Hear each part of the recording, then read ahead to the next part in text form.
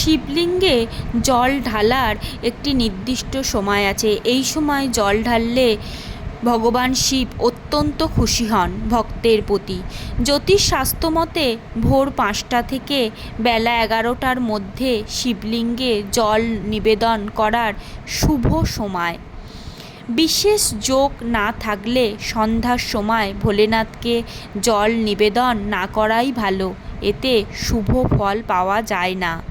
পূর্ব দিকে মুখ করে ভোলেনাথকে জল নিবেদন করা উচিত নয়, সর্বদা উত্তরমুখী হয়ে জল নিবেদন করা উচিত, এতে শুভ ফল পাওয়া যায়। সূর্যাস্তের পর শিবলিঙ্গে জল অর্পণ করলে বিশেষ কিছু লাভ হয় না। কথায় আছে ভোলেনাথ এক ঘটি জল আর একটি বেলপাতাতেই সন্তুষ্ট, তাই ভোলেনাথের পূজায় বিশেষ কিছুর প্রয়োজন নেই। এই জল আর বেলপাতাতেই ভোলেনাথ সন্তুষ্ট।